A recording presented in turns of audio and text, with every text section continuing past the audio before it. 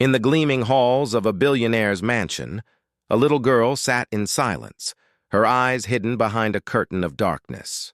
To the world she was Amelia, the daughter born blind, the fragile jewel of a family wrapped in wealth and sorrow. Servants whispered that she was delicate, cursed, and protected from the cruelty of the outside world.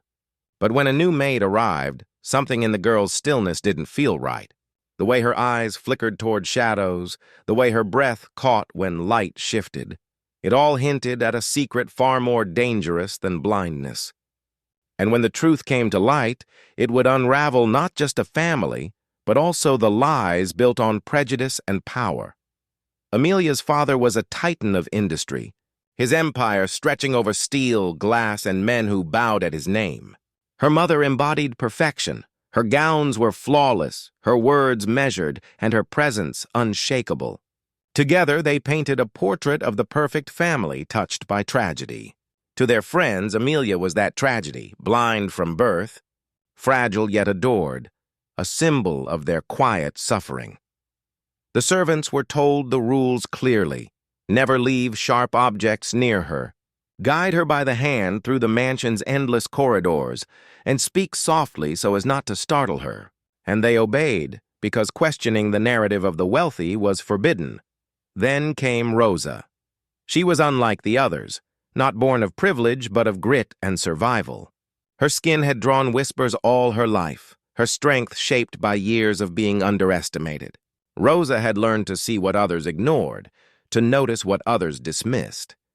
At first, she played her role, bowing, serving, staying invisible. But her eyes were sharper than most.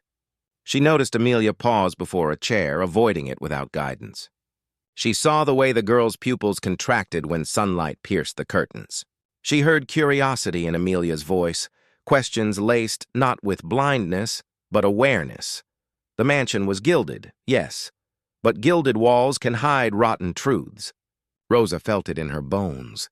Something about Amelia's story didn't add up. Rosa began watching more closely. At playtime, Amelia tilted her head toward fluttering birds, her gaze following wings no blind child should sense. She flinched at flickering candlelight as though the flame itself startled her. Everyone else ignored it. Perhaps they didn't see. Perhaps they chose not to. One night, as Rosa tidied Amelia's room, the curtains were left ajar. Moonlight spilled across the floor, painting Amelia's small figure in silver. Rosa froze. The girl's eyes weren't staring blankly into nothing. They were alive, tracking the shifting glow of the sky. Her heart pounded. Could it be true? The next day, she tested her suspicion. While pouring tea, she let a spoon clatter to the ground. Amelia's head turned instantly, eyes darting to the sound. Later, Rosa placed a ribbon on the floor, scarlet against marble. Amelia stopped just short of stepping on it, her gaze brushing over the danger before sidestepping carefully. The truth was undeniable. Amelia could see, but why the lie? The answer came in fragments, overheard in whispers between Amelia's parents. Our reputation. Our purity. No one must ever know, her mother hissed one evening. Another time, her father spoke sharply of appearances and family honor. Then Rosa uncovered the darkest thread. Amelia's first nanny, a black woman, had once declared the child could see. Instead of gratitude, she was accused of lying, dismissed in shame, and her name destroyed. The billionaire's family sealed Amelia's sight away behind a performance of blindness. It gained them sympathy, softened their image, and more importantly, buried inconvenient truths about Amelia's heritage. Her features carried whispers of bloodlines her mother denied, traces the family was desperate to erase. This was not just a lie about blindness.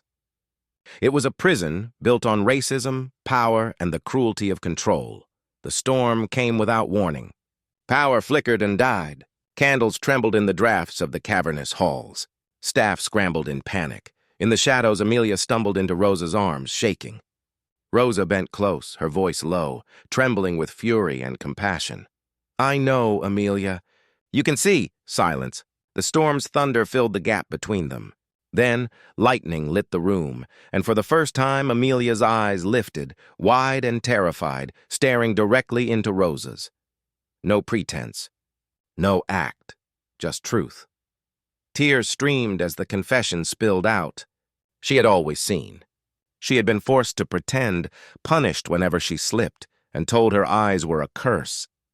Her parents warned her, if the world knew, their empire would collapse, their image destroyed.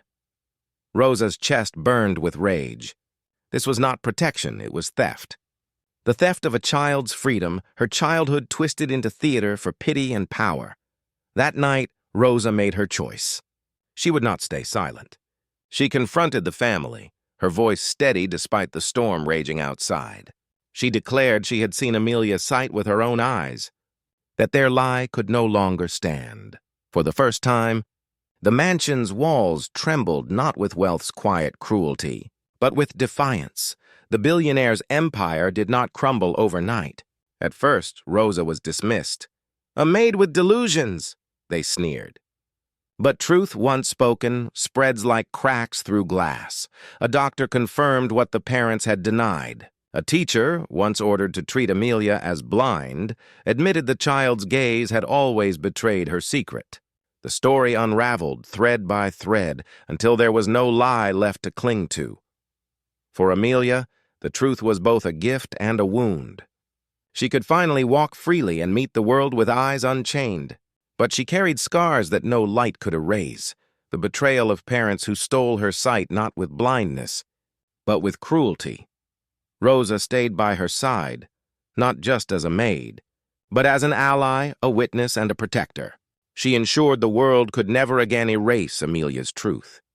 In the end, the story was never about blindness. It was about the courage to see injustice, to see lies, and to confront them, no matter how powerful the oppressor. And so the question lingers, carried on every whisper that leaves that mansion's ruins. How many other truths remain hidden behind wealth, pride, and prejudice, waiting for someone brave enough to bring them into the light?